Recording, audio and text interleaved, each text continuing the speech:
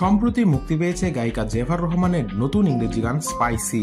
এতে নার্গিস আক্তারের গাওয়া সোনা বন্ধু তুই আমারে গানের 2 লাইন ব্যবহার করা হয়েছে। গানটি মুক্তির পরই এই অংশ নিয়ে নেটদুনিয়ায় তুমুল সমালোচিত হচ্ছেন জেফার। এবার সমালোচনার কড়া জবাব দিলেন এই গায়িকা। দেশের একটি গণমাধ্যমে বিষয়টি নিয়ে জেফার বলেন, যে অংশটুকু নিয়ে সমালোচনা করছেন সেটুকু কিন্তু আমার লেখা কিংবা সুর করা নয়। লিরিকটা কিন্তু ফুয়াদ ভাইও লেখেন নাই। গানটা অনেক আগে নার্গিস নামের একজনের গাওয়া। ইউটিউবে সার্চ করলেই পাওয়া যাবে। 2006 সালে সেই গানটি প্রথম কানিজ সুবর্ণাকে নিয়ে করেন ফুয়াদ ভাই। মূলত সেই রেফারেন্সটাই 2024 সালে আমার ইংরেজি গানে আনা হয়েছে। অনেকে বুঝতে পারছেন, অনেকে পারছেন না।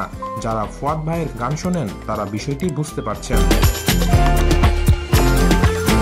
গায়িকা আরো বলেন, যারা নতুন বা বয়সে ছোট তারা বুঝতে পারছে না গানের অংশটুকু রেফারেন্স হিসেবে ব্যবহার করা হয়েছে।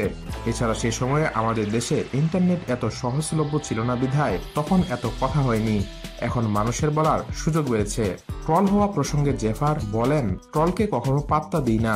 নিজের যোগ্যতা সম্পর্কে জানি আমি কি করতে পারি, সেটা কাজের মধ্য দিয়ে ইতোমধ্যে প্রমাণ করে এসেছি। সামনেও কাজ দিয়েই নিজের যোগ্যতা প্রমাণ করতে চাই। তাই সমালোচনা নিয়ে আমি একদমই ভাবি না।